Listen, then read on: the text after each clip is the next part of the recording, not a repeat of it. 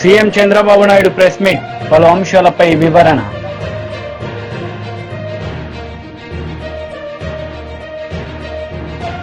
మాజీ CM YS Jagan Reddy press meet, TDP నేతలపై fire. TDP అధినేత నారా చంద్రబాబు నాయుడు ప్రెస్ మీట్ నిర్వహించారు. ఈ సందర్భంగా పలు అంశాలపై ఆయన మాట్లాడారు. ఎవరైతే చనిపోయారో వాళ్ళందరికీ చెక్కులు కూడా డిస్ట్రిబ్యూట్ చేస్తారు. మిగిలిన వాళ్ళు కూడా ఇమీడియట్ గా డిస్ట్రిబ్యూట్ చేయమని ఆదేశాలు ఇచ్చాను. అవి కూడా ఇమీడియట్ గా ఇస్తాం. అయితే మనం ఆర్థిక సహాయం చేయొచ్చు కానీ కుటుంబాలు తేలేం.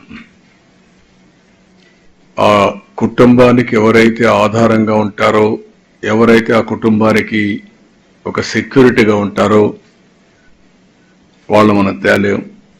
అది జీవితాంతం తీరని లోటు. ఒక పక్క ఇండస్ట్రీస్ రావాలి కానీ రెండో పక్కన కూడా సేఫ్టీ కూడా అంతే ప్రాధాన్యత ఇవ్వాలి. ఆ విషయాలు కూడా నేను వచ్చినప్పుడు మొత్తం మీకు ఎక్స్ప్లెయిన్ చేస్తాను.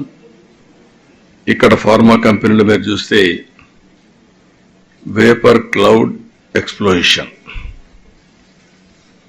దీంతో మొత్తం అక్కడుండే ముందుగానే ఇది ఇన్ఫ్లేమబుల్, అది సరిగా మేనేజ్ చేయకుండా కానీ కారణాలు ఏమైనా కావచ్చు. జస్టిఫికేషన్ ఉండొచ్చు, జస్టిఫికేషన్ లేకపోవచ్చు, కానీ ప్రాపర్ ఎస్ఓపి ఫాలో కాలేదనేది క్లారిటీ. ఎవరైనా సరే ప్రాపర్ ఎస్ఓపి ఫాలో అయితే ఈ ప్రాబ్లం వచ్చేది కాదు. ఈరోజు మనం ఇక్కడ చూస్తే టోటల్గా ఇక్కడికి వచ్చినప్పుడు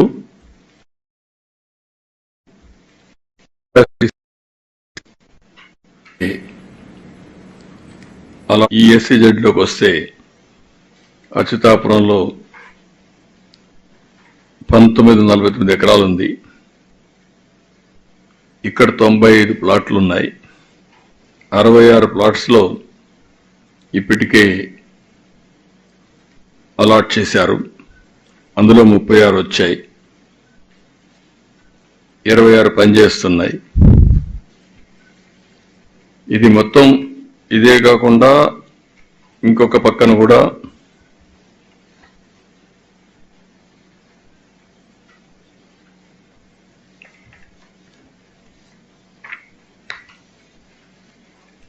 మనకు ఫార్మా ఇంకోటి కూడా ఉంది. ఈ 2 ఫార్మా యూనిట్లు ఇక్కడనే మనం చూస్తే 280 యూనిట్లు, 208 యూనిట్లు వస్తాయి. బోత్ ఎస్సీజెడ్, నాన్ ఎస్సీజెడ్ రెండు కలిపి. అలాంటిది ఇది ఇంకా పూర్తిగా ఫుల్ ప్లెడ్జ్లో ఈ సెక్యూరిటీ స్టాండర్డ్స్ కానీ ఇవి కూడా జరగలేదు. ఇప్పుడు ఇంకొక పక్కన చూస్తే లాస్ట్ 5 years లో 1924 మొత్తం ఇక్కడికి వస్తే దగ్గర 119 ఇన్సిడెంట్ జరిగాయి. విశాఖపట్నం అందులో 120 మంది చనిపోయారు. 1920లో 4 జరిగాయి, 21లో దగ్గర 3 జరిగాయి, 22లో 4 జరిగాయి, 23లో మళ్ళీ 22లో 20, 4, 21, 3, 22, 4, 23, 5. ఇప్పుడు వచ్చే కొందికి అచ్యుతాపురం ఇంకొకటి. ఇంత మునిపే ఏప్రిల్లో మళ్ళా ఒక ఇన్సిడెంట్ జరిగింది. ఎల్జీ పాలిమర్స్ జరిగినప్పుడు ఒక దానికి దీనికి డిఫరెన్స్ మీరు చూస్తే అది పాయిజనస్ కెమికల్. ఇక్కడ పాయిజనస్ కెమికల్ కాదు కానీ ఎక్స్ప్లోజివ్ కెమికల్. ఆ బిల్డింగ్ మనం చూసాం, చాలా భయంకరం. వాల్స్ ని లేపుకుంటూ అక్కడ ఉండే మనుషులు కూడా తీసేపోయి ఆ గోడకు పైన ఆ ఫెన్సింగ్ మీద పడేసే పరిస్థితి వచ్చింది. అంటే అంత పవర్ఫుల్ బ్లాస్ట్ అయ్యే పరిస్థితికి వచ్చింది. దీన్ని చూసినప్పుడు అక్కడ సంఘటనల్ని మీరు ఎగ్జామిన్ చేశారు కాబట్టి నేను మాట్లాడడం లేదు డీటెయిల్స్ అన్ని. దీని మీద మనం ఒకసారి చూస్తే పాలిమర్స్ అయినప్పుడు ఒక I4 కమిటీ కూడా వేశారు. ఆ I4 కమిటీ వేశారు. మాజీ సీఎం జగన్మోహన్ రెడ్డి మీడియా సమావేశం నిర్వహించారు. ఈ సందర్భంగా చంద్రబాబు నాయుడుపై ఆయన మండిపడ్డారు. రాష్ట్రంలో జరుగుతా ఉన్న పరిస్థితులన్నీ కూడా మీకు అందరికీ కూడా తెలియని కావు. రాష్ట్రంలో జరుగుతూ ఉన్న దారుణమైన పరిస్థితులు ఎలాగున్నాయి అంటే ఇంతకుముందు ఎప్పుడు జరగల. అసలు మనం అధికారంలో ఉన్నప్పుడు ఏ రోజు ఎంకరేజ్ చేయాల. ఎన్నికలు అయ్యేదాకా మాత్రమే రాజకీయాలు, ఎన్నికలు అయిపోయిన తర్వాత మనకు ఓటు వేయని వారు కూడా మనవారే అన్నట్టుగానే ప్రతి అడుగు కూడా మనం అలాగే వేశాం. ఏ స్థాయిలో అలా అడుగులు వేశాము అని అంటే ఏకంగా మనకు ఓటు వేయని వారిని సైతం కూడా వెతుక్కుంటూ వెళ్ళి డోర్ డెలివరీ చేస్తూ ప్రతి పథకం కూడా అమలు చేశాం. ఆ స్థాయిలో మంచి చేసే ప్రతి కార్యక్రమానికి శ్రీకారం చుట్టాం. ఎక్కడా కూడా డిస్క్రిమినేషన్ అనేది ఉండకూడదు, ఎక్కడా కూడా కరప్షన్ అనేది ఉండకూడదు అనే ముఖ్యమైన ఉద్దేశాలతో అడుగులు పడ్డాయి. ఎక్కడా కూడా మనకు ఓటు వేశాడా, ఓటు వేయలేదా, నీ కులం ఏమిటి, నీ మతం ఏమిటి, నీ రాజకీయ అఫిలియేషన్ ఏమిటి అని చెప్పి ఇటువంటి ఏవి కూడా ఎప్పుడు కూడా ప్రస్తావనలకు కూడా రాకుండా అడుగులు వేశాం. నా మొట్టమొదట కలెక్టర్ల సమావేశం కానీ ఎస్పీల సమావేశం కానీ జరిగినప్పుడు ఆ రోజు నేను మాట్లాడిన మాటలు చూసినప్పుడు ఈరోజు చంద్రబాబు నాయుడు మాట్లాడుతూ ఉన్న మాటలు, ఆయన చేస్తూ ఉన్న చేష్టలు రెండు చూసినప్పుడు ఆశ్చర్యాన్ని కలిగిస్తాయి. ఎందుకంటే మనం ఆ రోజు పంపించిన మెసేజ్, ముఖ్యమంత్రిగా మనం ఉన్నప్పుడు పంపించిన మెసేజ్, న్యాయం ధర్మం అన్నది అందరికీ ఒకటే, న్యాయం ధర్మం కాపాడడానికి మనమంతా ఉండాలి అని చెప్పి ఆ రోజుల్లో మనం మాట్లాడితే ఈరోజు మాత్రం ఎలా ఉంది అని అంటే న్యాయం కొందరికి మాత్రమే అన్నట్టుగా తయారు చేశారు ఈరోజు వ్యవస్థను. ఏ స్థాయిలోకి ఈరోజు దిగజారిన లా అండ్ ఆర్డర్ కనిపిస్తూ ఉందనంటే పై స్థానంలో పైనున్న వాళ్ళు రెడ్ బుక్లు పెట్టుకుంటారు. ఆ రెడ్ బుక్లలో మంచి చేసిన వాళ్ళ పేర్లు ఏదైనా పెట్టుకొని వాళ్ళకు మంచి చేసే కార్యక్రమం జరుగుతుందని అంటే అది కాదు. రెడ్ బుక్లలో ఎవరిని తొక్కాలి, ఎవరిని నాశనం చేయాలి, ఎవరి ఆస్తులు ధ్వంసం చేయాలి, ఎవరి మీద కేసులు పెట్టాలి అనే అంశాల మీద రెడ్ బుక్కులు తయారు చేసుకొని పై స్థానంలో ఉన్న వాళ్ళు రెడ్ బుక్కుల పేరుతో అరాచకాలు సృష్టిస్తూ దొంగ కేసులు పెడుతూ ఎలా ఇరికించాలి అని చెప్పి ఆరాట పడుతూ విధ్వంసానికి పై స్థాయిలో వాళ్ళు పాటుపడతా ఉంటే కింది స్థాయిలోకి వచ్చేసరికి ఎవరెవరి స్థాయిలో వాళ్ళు కూడా రెడ్ బుక్కులు తెరవడం మొదలుపెట్టారు. నియోజకవర్గ స్థాయిలో వాళ్ళు, మండల స్థాయిలో ఇంకొకరు, గ్రామ స్థాయిలో కూడా ఇంకొకరు కూడా రెడ్ బుక్స్ ఓపెన్ చేసి వాళ్ళు కూడా విధ్వంసానికి పాల్పడడం జరుగుతూ ఉంది. ఈరోజు ఎక్కడా కూడా న్యాయం కనిపించడం లేదు, ధర్మం కనిపించడం లేదు. పోలీసులు పూర్తిగా ప్రేక్షక పాత్ర వహిస్తూ ఉన్న పరిస్థితులే కనిపిస్తూ ఉన్నాయి. మొట్టమొదటిసారిగా ఈరోజు పోలీసుల సమక్షంలోనే పోలీసులు దగ్గరికి ఎవరైనా కూడా మాకు అన్యాయం జరిగిందని చెప్పి పోలీసుల దగ్గరికి వెళ్ళి కేసు పెట్టడానికి మనం ప్రయత్నం చేస్తే ఎదురు కేసులు మన వారిపై కూడా వాళ్ళే పెట్టే పరిస్థితులకి ఈరోజు కనిపిస్తూ ఉన్నాయి.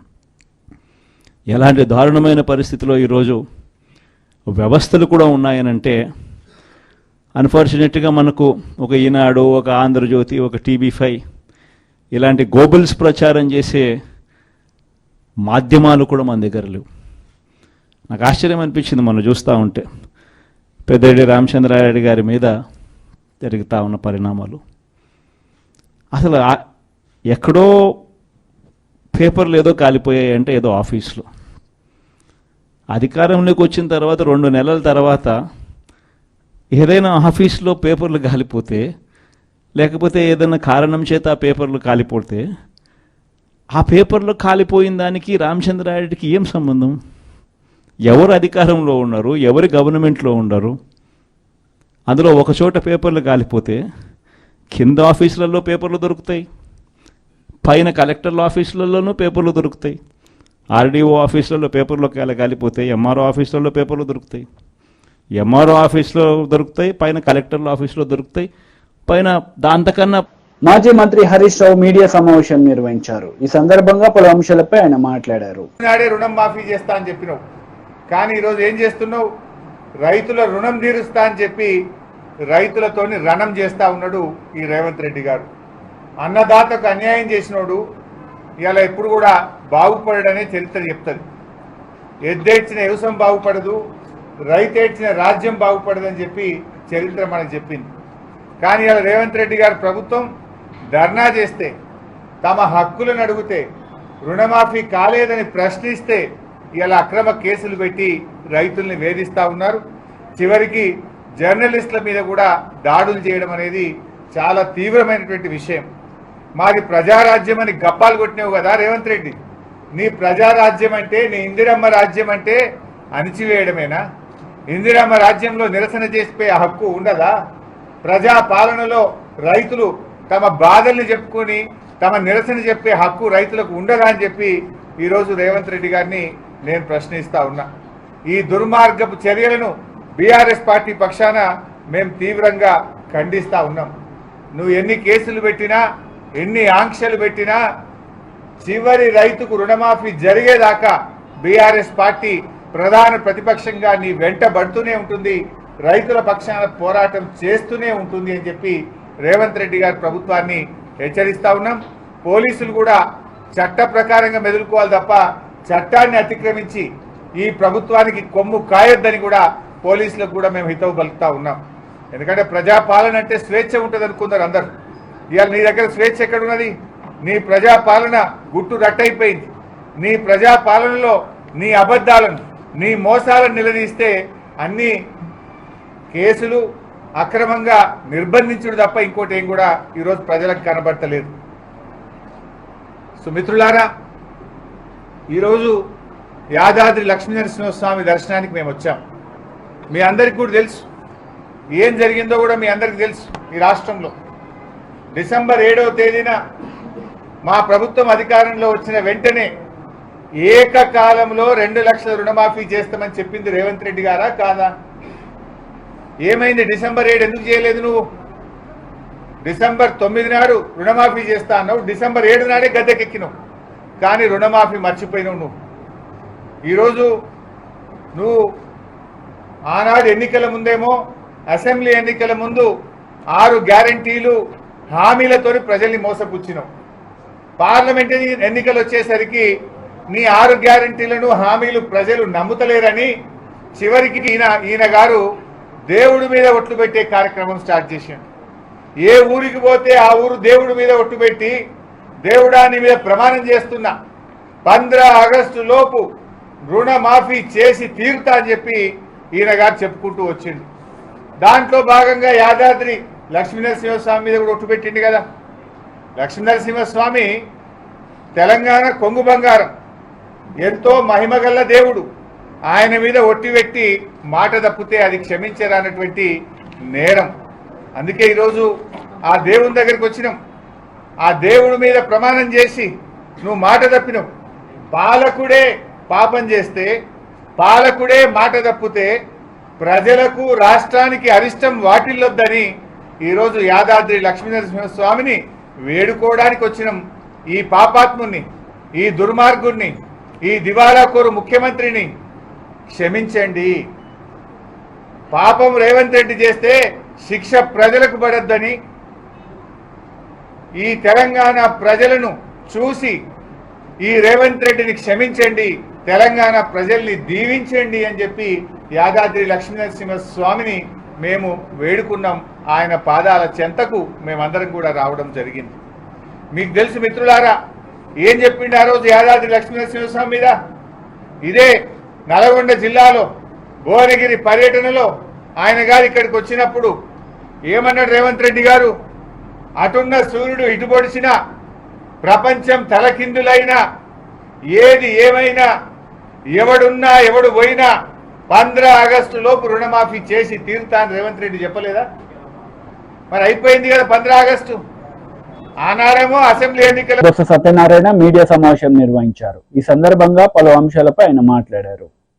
ఆయన అప్పుడు సెక్రటరీ, ఆయన ఆధ్వర్యంలో వేసాము, ఆయనే చూడమని చెప్పాము, ఆయనే పర్యవేక్షణాధికారి, ఆయనతో చేయించాము. ఇప్పుడు అలాగే చేస్తే ఆటోమేటిక్ తగ్గుతుంటాయి. అది అలాగని వ్యవస్థను ఆపేయమని చెప్పట్లేగా మేము. సార్ ఇప్పుడు మీరు చెప్తున్న విధంగా అధికార పార్టీ నాయకులు రాలేదు, దానికి కారణం అంటారు. నాకేం తెలుసు, మీరు అడగండి వస్తారు. తర్వాత ఇప్పుడు నేను అన్నాను కదా, ఇప్పుడు నేను అన్నాను కదా, వాళ్ళకి ఖాళీ లేక వాళ్ళకి వెళ్ళిన వాళ్ళకి ఒక నిర్లక్ష్యం నిన్న జరిగిన ఎన్నికల్లో వాళ్ళకి వచ్చిన ఈ చూసి ఏ రకంగా తెచ్చుకున్నారు అవి చూసి వాళ్ళకి వచ్చి ఎక్కడున్న వచ్చినా అక్కడ లేవు అని నేను అనుకుంటాను. Maybe wrong or right. లేకపోతే ఎవడో నవ్వుతాడండి సామాన్య ఇక్కడ వచ్చి చూడకపోతే. ఇది మానవత్వం ఎవడో చేయాలి కదండి. ప్రభుత్వం లేకపోయినా నేను ఇప్పుడు అక్కడికి వెళ్దాం అనుకున్నాను. ఎక్కడికి ఇప్పుడు మేము అందరం కలిసి మా నాయకులు అందరం కలిసి వెళ్దాం అనుకున్నాం. పోలీసులు అడిగాను, లేదండి ముఖ్యమంత్రి వస్తున్నారు, దాంట్లో మనం కాంట్రవర్సీ ఉండకూడదు, అది వెళ్తున్నప్పుడు వచ్చి పోలీసు దానికి సెక్యూరిటీ వ్యవహారం ఉంటాయని, సరే వెళ్ళిన వస్తామని చెప్పాము. అంత ఉందాక పరిస్థితి. అందుకే నో అని అనలే కదండి. అది సాంప్రదాయం. అది పద్ధతి. ఎవరు దేనివల్ల వ్యవస్థకి ఏది జరిగినా వ్యవస్థకి నష్టం జరగకూడదు. వ్యవస్థను కాపాడుకుని చేయాలి, ప్రజలకు నమ్మకం కలగాలి. బీజేపీ లీడర్ మీడియా సమావేశం నిర్వహించారు. ఈ సందర్భంగా పలు అంశాలపై ఆయన మాట్లాడారు. బంగ్లాదేశ్ మీదనే మీకు విశ్వాసం ఉందని చెప్తే మరి బంగ్లాదేశ్ కు సంబంధించినటువంటి చౌదరి గారు రాసినటువంటి ఆర్టికల్ కి మీ సమాధానం ఏందో చెప్పాలి. పత్రిక ఏదో చిన్న పత్రిక కాదు, వెబ్సైట్ కాదు, ప్రపంచంలో చాలా సంవత్సరాల నుంచి పబ్లిష్ అవుతున్నటువంటి ఒక మ్యాగజైన్. దాని పేరు బ్లిడ్జ్, BLITZ. బ్లిడ్జ్ అనే ఒక పత్రిక. అని నాకు కలర్ జిరాక్స్ లేక బ్లాక్ అండ్ వైట్ తెచ్చిన. అందమైన బొమ్మలేసింది, బికినీల బొమ్మలేసిర్రు, రాహుల్ గాంధీ బొమ్మలేసిర్రు, రాహుల్ గాంధీకి భార్యలు ఉన్నారని రాసిర్రు, రాహుల్ గాంధీకి పిల్లలు ఉన్నారని రాసిర్రు, వాళ్ళ బొమ్మలు కూడా వేసిర్రు పక్కన. నీకు విదేశీ జర్నలిస్టులే కరెక్ట్ అయితే, విదేశీ పేపర్లే కరెక్ట్ అయితే, హిండెన్బర్గ్ రాసింది కరెక్ట్ అని మీరు నమ్ముతుంటే, అన్న నువ్వు కూడా ఎంపీ, నేను కూడా ఎంపీ, నేను బ్లిడ్జ్ పేపర్ని నమ్ముతున్నా. నువ్వు హిండెన్బర్గ్ నమ్మి మమ్మల్ని బురద చల్లితే నేను బ్లిడ్జ్ని నమ్ముతున్నా, నేను బురద చల్లలేను.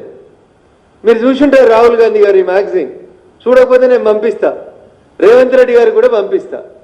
రాహుల్ గాంధీ గారి వివిధ రూపాలు, భిన్న పార్శ్వాలు, భిన్న భార్యలు, భిన్న సంతానం గురించి బ్లిడ్జ్ అనే పత్రిక వార్తలు రాసింది.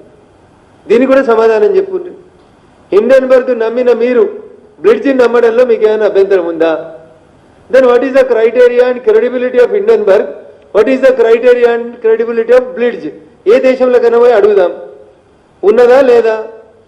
మరి ఈ బొమ్మ కూడా అలానే వచ్చింది బ్లిడ్జ్లా.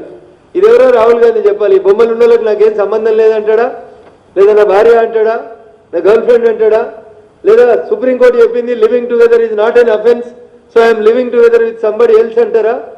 You please answer Rahul Gandhi గారు. మీరు ఒక ఎంపీగా హిండెన్బర్గ్ అనేటువంటి పేపర్ నమ్మిండ్రు. మీ తోటి ఎంపీగా అదే 18వ పార్లమెంట్లో సభ్యుడైన నేను బ్లిడ్జ్ అనే పేపర్ నమ్మి అడుగుతున్నా. ఈ బ్లిడ్జ్ అనే పేపర్ రాసింది తప్పైతే నోటీస్ ఇయ్యి, సుప్రీంకోర్టులో కేసు అయ్యిండ్రి. లేకపోతే ఈ బ్లిడ్జ్లో వచ్చిన బొమ్మలు తప్పని చెప్పుండ్రి, లేదా ఈ బ్లిడ్జ్లో వచ్చిన బొమ్మలు నాయే, నా పక్కన ఉన్న వాళ్ళు కూడా మా శ్రీమతి అని చెప్పుండ్రి, ధైర్యంగా అంగీకరించుండ్రి. శ్రీమతి అని అంగీకరించకపోతే I want to live together అని చెప్పు, ఐఎమ్ లివింగ్ టుగెదర్ అని చెప్పు. ఏమీ చెప్పకుండా మన తప్పులు కనబడొద్దని, మన వీపు కనబడొద్దని, ఇవన్నీ మీ బొమ్మలేని నేను అనుకుంటున్నా రాహుల్ గాంధీ గారు. Because I seen the original magazine. నేను చూసిన రంగురంగుల బొమ్మలు బాగుండే. సో నాకు జిరాక్స్ దొరకలేదు కాబట్టి నేను జిరాక్స్లో బ్లాక్ అండ్ వైట్ తెచ్చుకున్నా. ఇవన్నీ మీ బొమ్మలే. మీతో పాటు ఉన్న వీళ్ళందరూ ఎవరో కూడా చెప్పాలి. మరి ఇవేమీ చెప్పకుండా హిండెన్బర్గ్ నమ్ముతా అంటే నేను బ్లిడ్జ్ని నమ్ముతున్నా. మరి సుప్రీంకోర్టు హిండెన్బర్గ్లో వచ్చింది తప్పు అని కొట్టేసింది. బ్లిడ్జ్లో కూడా మరి మీరు పోయి చెప్పుండ్రు, బ్లిడ్జ్లో వచ్చిన ఆడవాళ్ళకి నాకు సంబంధం లేదు, ఈ బొమ్మలకి నాకు సంబంధం లేదు, ఇవేమీ నాకు సంబంధించిన విషయాలు కాదు అని చెప్పండి రాహుల్ గాంధీ గారు. When you are relying on Hindenburg which is published from other country, I'm relying on another paper called Blitz. నేను చిన్నగా ఉన్నప్పటి నుంచి చదువుతున్నా ఈ మ్యాగజైన్ని. Then why can't you answer who all these are? ఈ ఫోటోలలో ఉన్న అమ్మాయిలందరూ ఎవరు? వీళ్ళకు మీకు ఏం సంబంధాలు ఉన్నాయి? మీకు సంబంధించినటువంటి ప్రతి ఆధారాన్ని బ్లిట్జ్ అనేటువంటి పత్రిక ఆధారాలతో సహా పబ్లిష్ చేసింది. నేను ఇది రాహుల్ గాంధీ గారికి పంపిస్తాను. లేదంటే రేపు పొద్దున ఫ్లైట్కి ఢిల్లీకి పోయి ఇచ్చిరమ్మని రేవంత్ రెడ్డి గారు అడిగితే రేపు పొద్దున 7 గంటల ఫ్లైట్కి పోయి రేపు ఇది పోస్ట్ చేసి ఆ 10 జనపతి కాడ అలా ఇంటి ముంగట డబ్బా ఉంటే డబ్బాలో పెట్టేస్తా, లోపలికి రానియరు కాబట్టి. దయచేసి దీని మీద కూడా మాట్లాడాలి రాహుల్ గాంధీ గారు. Please explain what this blitz magazine is speaking. BRS leader media సమావేశం నిర్వహించారు. ఈ సందర్భంగా పలు అంశాలపై ఆయన మాట్లాడారు. కోరిక మేరకు ఆ రోజు టీఎస్సీడబ్ల్యూఐడి చైర్మన్ ఉన్న సందర్భంలో గౌరవ విద్యాశాఖ మంత్రి సబితాంద్ర రెడ్డి గారి నేతృత్వంలో కేసీఆర్ గారి దృష్టికి తీసుకుపోయి ఇదొక ప్రెస్టీజియస్ ఇన్స్టిట్యూషను, అనేక వేల మంది క్రీడాకారులు గ్రామీణ ప్రాంతం నుంచి వచ్చిన వాళ్ళు కోచ్లుగా, పీఈటీలుగా, ఫిజికల్ డైరెక్టర్లుగా ఆ ఇన్స్టిట్యూషన్ నుంచి వచ్చినారు. దానికి మనం పక్కా భవనాలు నిర్మించాలి. అదేవిధంగా దాన్ని భవిష్యత్తులో స్పోర్ట్స్ యూనివర్సిటీగా కూడా మనం కన్వర్ట్ చేయాలి. ఇది ఒక కాంప్రహెన్సివ్ ప్రోగ్రాం తీసుకోవాలంటే ముందుగా కేసీఆర్ గారు ఆ ప్రాంగణం government college of physical education Domalguda 10 ఎకరాల పైనే ప్రాంగణం ఉంటుంది. వారికి ఆ రోజు చెప్పినాం, అది ఎంకరేజ్మెంట్ కూడా కొంత గురయ్యే అవకాశం ఉంది కాబట్టి దానికి ప్రయోజనం కూడా కానివ్వండి, అడ్మినిస్ట్రేటివ్ బిల్డింగ్ కానివ్వండి, హాస్టల్స్ కానివ్వండి, మొత్తం శిథిలమైపోయినాయి, డెవలప్డ్ కండిషన్లో ఉన్నాయి, చాలా ఇబ్బందులు ఉన్నాయని చెప్తే తొలి విడతగా పక్కా భవనాల నిర్మాణం కోసం అడ్మినిస్ట్రేటివ్ బిల్డింగ్ అండ్ హాస్టల్స్ కోసం 20 కోట్ల రూపాయలు ఆ రోజు మంజూరు చేసినాం. టీఎస్ఈడబ్ల్యూఐడిసి తెలంగాణ రాష్ట్ర విద్యా మౌలిక సదుపాయాల అభివృద్ధి సంస్థకి నేను చైర్మన్ ఉన్నాను. దానికే ఆ రోజు నిర్మాణ బాధ్యతలు అప్పచెప్పినారు. ఎందుకంటే ఈ particular institution school education department పరిధిలో ఉంది, అంటే పాఠశాల విద్యాశాఖ పరిధిలో ఉంది. కాబట్టి టీఎస్సీడబ్ల్యూఐడిసికి ఆ రోజు బాధ్యతలు అప్పచెప్పినాం. టెండర్ కూడా కాల్ఫర్ చేసినాం. ఆ తర్వాత ప్రభుత్వం మారిన సందర్భంలో మరి కొత్త ప్రభుత్వం అలా క్రీడలను బాగా ప్రోత్సహిస్తామని చెప్పినటువంటి ప్రభుత్వం ఆ విషయాన్ని పట్టించుకోలేదు. కనీసం టెండర్ ఓపెన్ చేయలేదు. దానికి సంబంధించి విద్యాశాఖ కూడా పట్టించుకోవట్లేదు. అనేక మార్లు నేను విద్యాశాఖ ఉన్నతాధికారులను కాంటాక్ట్ చేసే ప్రయత్నం చేశాం, సరైన స్పందన రాలేదు. మరి ముఖ్యమంత్రి గారికి కూడా గతంలో వారికి ఒక లెటర్ రాసినాం నెల క్రితం. వారి కార్యాలయానికి లెటర్ రాస్తే జనరల్గా ఇటువంటి ముఖ్యమంత్రి కార్యాలయాలు కానివ్వండి, లేకపోతే మంత్రుల కార్యాలయాలు కానివ్వండి, కేంద్ర ప్రభుత్వం అయినా కానీ మంత్రుల కార్యాలయాల్లో ప్రధానమంత్రి కార్యాలయానికో మీరు ఇంకొక లేఖ రాస్తే ప్రజల కోసం, ప్రజల వైపు నుంచి ఒక అక్నాలెడ్జ్మెంట్ వస్తుంది ముందు మీకు, తర్వాత ఒక యాక్షన్ టేకన్ మెసేజ్, ఓ రిపోర్ట్ పంపిస్తారు ఈ చర్య మేము తీసుకున్నామని. కానీ మరి కొత్తగా వచ్చినటువంటి కాంగ్రెస్ ప్రభుత్వంలో ఈ సంస్కృతి ఉన్నట్టు నాకేం కనబడట్లేదు. ముఖ్యమంత్రి గారి కార్యాలయానికి లెటర్ రాస్తే కూడా దీనికి సంబంధించి ఏమాత్రం స్పందన రాలేదు. ఇది చిన్న విషయం కాదు. మొత్తం రాష్ట్రంలో అనేక మంది క్రీడాకారులకు వాళ్ళు పీఈటీలుగా, కోచ్లుగా భవిష్యత్తు తెచ్చుకుందామనే వారికి సంబంధించినటువంటి ఒక విషయం, ఓ ప్రెస్టీజియస్ ఇన్స్టిట్యూషన్. మేము దాన్ని పూర్తి స్థాయిలో ఎన్సిటిఈ నామ్స్ ప్రకారం, national council of technical education norms ప్రకారం డిజైన్స్ చేసి మరి కేసీఆర్ గారి ప్రభుత్వంలో ఆ రోజు తెచ్చుకున్నటువంటి ఒక ఎలొకేషన్ని ఇప్పటికి ముందుకు తీసుకుపోవట్లేదు. ఎందుకంటే స్పోర్ట్స్ యూనివర్సిటీ పెడతాం, స్పోర్ట్స్ పాలసీ కొత్తగా తెస్తాం, మేము ఒలింపిక్స్ పెడతామనేటువంటి నాయకులు వారే ముఖ్యమంత్రిగా, విద్యాశాఖ మంత్రి, క్రీడాశాఖ మంత్రి కార్యాలయానికి ఒక లెటర్ పోతే కనీసం స్పందన లేదు. కాబట్టి ఇవాళ మీ ద్వారా, మీడియా ద్వారా నేను ఈ లెటర్ని. కాంగ్రెస్ నేతలు మీడియా సమావేశం నిర్వహించారు. ఈ సందర్భంగా పలు అంశాలపై వారు మాట్లాడారు. वो भी अडानी कैंप से निकली है. अब पता चलता है कि माधवी बुच जब वो बनी, सेबी की पहले मेंबर बनी, बाद में अध्यक्ष बनी. मेंबर बनने से पहले उन्होंने अडानी के भाई विनोद अडानी का एक बेनामी फंड है, उस बेनामी फंड में इन्वेस्टमेंट किया. किसके कहने पे? उनके कोई मित्र हैं जो अडानी के ही डायरेक्टर थे. यानी माधवी बुच अडानी कंपनी के डायरेक्टर के कहने पर अडानी के भाई के बेनामी फंड के अंदर इन्वेस्टमेंट करती हैं, और वही माधवी बुच को मोदी सरकार सेबी का मेंबर बनाती हैं, और वही अडानी माधवी बुच को मोदी सरकार सेबी का अध्यक्ष बना देते हैं. तो ये लिंक जो पहले से चले आ रहा था अडानी का, वो हिंडनबर्ग रिपोर्ट ने सबके सामने लाया. और आज ये सवाल खड़ा होना शुरू हुआ कि क्या, जो सवाल खड़ा हुआ कि जो माधवी बुच का अडानी से संबंध है कि नहीं, और माधवी बुच और उनके पति ने स्टेटमेंट जारी किया और ये स्वीकार किया कि पहले से ये कनेक्शन था, अब नहीं है। तो सवाल ये है कि अगर सेबी का अध्यक्ष लेटरल एंट्री के थ्रू बनाना था, तो क्या भारत सरकार को, मोदी सरकार को कोई भी ऐसा अफसर नहीं दिखा था जो किसी हमारे बैंक का चेयरमैन रहा हो, जो किसी मार्केट का बड़ी कंपनी का चेयरपर्सन रहा हो? माधवी बुच के पास कोई एक्सपीरियंस नहीं था, लेकिन उनको सेबी का मेंबर बनाया गया। और ये जो लिंक अडानी के साथ सामने आया है, अब इससे लग रहा है कि कहीं ना कहीं स्टॉक मार्केट का पैसा भी अडानी की तरफ भेजने की तैयारी इस देश के अंदर हो रही थी। ये बहुत बड़ा एक खुलासा हुआ है जिसके कि हम जांच की मांग कर रहे हैं। और हम जेपीसी की मांग क्यों कर रहे हैं? जैसा सलमान साहब ने अभी बोला, जेपीसी की मांग इसलिए कर रहे हैं कि सुप्रीम कोर्ट ने पिछले साल इंक्वायरी का आदेश दिया। 13 बेनामी फंड में इंक्वायरी होनी थी। उस इंक्वायरी की रिपोर्ट सेबी ने सुप्रीम कोर्ट को दी, और सेबी की तरफ से किसने दी? माधवी बुच ने दी। सेबी की चेयरपर्सन ने सेबी की रिपोर्ट सुप्रीम कोर्ट को दी, लेकिन सुप्रीम कोर्ट को यह नहीं बताया कि जिन 13 बेनामी फंड की जांच हो रही है उसमें एक में उनका भी इन्वेस्टमेंट है। यह बात वो सुप्रीम कोर्ट से छुपा गई। अभी उन्होंने बयान में बोला कि नहीं, मैं उस इन्वेस्टिगेशन से अलग हो गई थी, लेकिन सुप्रीम कोर्ट को उन्होंने ये बात नहीं बताई। सुप्रीम कोर्ट को उन्होंने ये बात नहीं बताई कि वो कि उनके पास फंड में निवेश था और वो जांच में शामिल नहीं थी। सुप्रीम कोर्ट को अंधेरे में रखा। इसलिए हमारा ये कहना है कि अब जांच जेपीसी की होनी चाहिए। तीसरी बात कि सेबी का ये बिल्कुल स्पष्ट नियम है कि अगर आप सेबी के पद पे होते हैं तो आप कहीं से मुनाफा नहीं कमा सकते, ऑफिस ऑफ प्रॉफिट नहीं ले सकते। माधवी बुच की कंपनी से उनको 3 करोड़ से ऊपर कंसल्टेंसी आती रही और ये उसको छुपाती रही। यह देश को नहीं मालूम, सुप्रीम कोर्ट को नहीं मालूम, इन्वेस्टर्स को नहीं मालूम।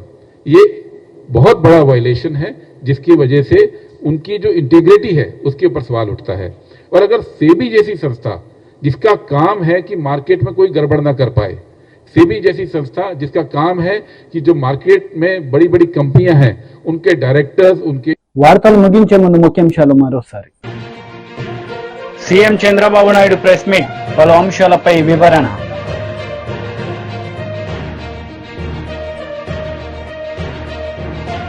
మాజీ CM YS Jagan Reddy press meet, TDP నేతలపై ఫైర్. ఈ వార్తలు ఇంతటితో సమాప్తం. తిరిగి ప్రసారమయ్యే వార్తల్లో మళ్ళీ కలుద్దాం. అంతవరకు సెలవు. నమస్తే.